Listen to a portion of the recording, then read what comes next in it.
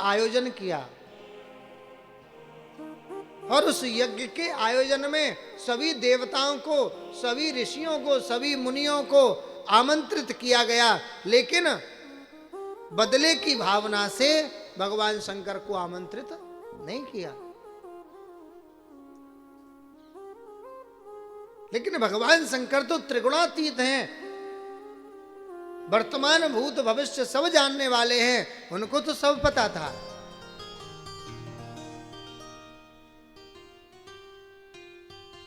माता सती भगवान की चरण सेवा कर रही थी तो देख रही थी कि आकाश मार्ग से बहुत सारे देवता अपने अपने विमानों में आरूढ़ होकर कहीं जा रहे हैं।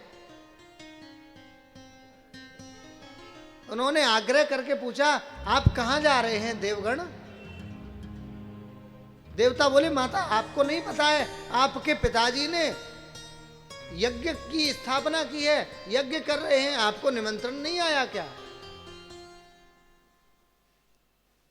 अब अगर पुत्री के मायके में कोई आयोजन हो और पुत्री को निमंत्रण न मिले तो पुत्री क्या सोचती है? ससुराल में रह के ससुराल वालों के सामने यही कहेगी कि वो भूल गए होंगे। ऐसे ही भगवान शंकर से कह दिया, अरे प्रभु वो भूल गए होंगे, ऐसी बात नहीं है, मुझे तो अवश्य बुलाते, लेकिन हम तो वहां चलेंगे।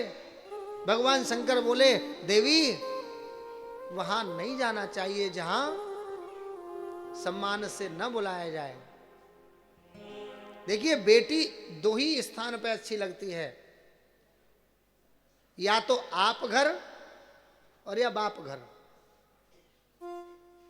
लेकिन बाप घर तब जाना चाहिए जब कोई आयोजन हो रहा है तो बुलावे के साथ जाना चाहिए, बिना बुलावे के नहीं जाना चाहिए, अन्यथा यह ससुराल पक्ष का अपमान होता है। वही बात भगवान शंकर सती माता से कहते हैं, देवी हमें उस स्थान पर नहीं जाना चाहिए। लेकिन माता की जिद के आगे भगवान ने कह दिया, देवी जब आप नहीं मानती हैं तो आप चले जाइए। माता यज्ञ में पहुंची, यज्ञ में देखा कि यज्ञ में सभी ऋषियों का स्थान है, लेकिन शंकर का कोई स्थान नहीं है।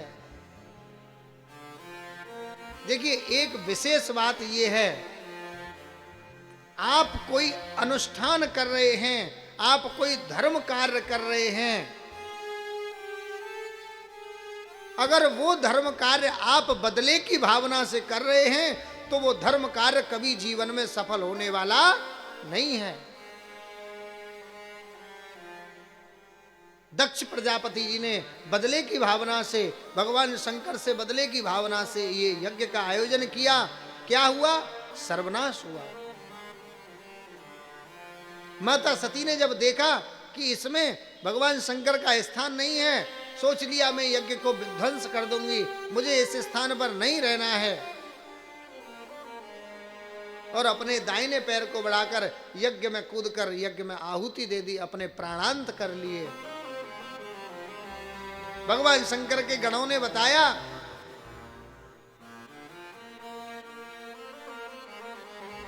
भगवान महादेव, माता सती ने यज्ञ में कूदकर, यज्ञ मंडप में कूदकर अपने प्राणों की आहुति दे दी। वहां आपका अपमान हुआ और वह अपमान माता सहन न कर सकी और अपने प्राणांत कर दिए, लेकिन भगवान शंकर को कोई फर्क नहीं पड़ा। लेकिन जैसे ही उन गणों ने बताया कि भगवान आपकी जो धर्म पत्नी है उनका तो प्राणांत हो गया, कोई बात नहीं, आपके गणों का अपमान किया, आपके सेवकों का अपमान किया गया।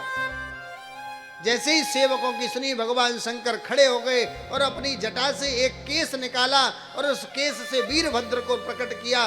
वीरभद्र से आदेश किया, जाओ यज्ञ को विध्वंस कर दो। वीरभद्र जैसे ही यज्ञ मंडप में पहुंचे, पूरे यज्ञ को तहस नहस कर दिया और तलवार से दक्ष प्रजापति के शीश को धड़ से अलग कर दिया।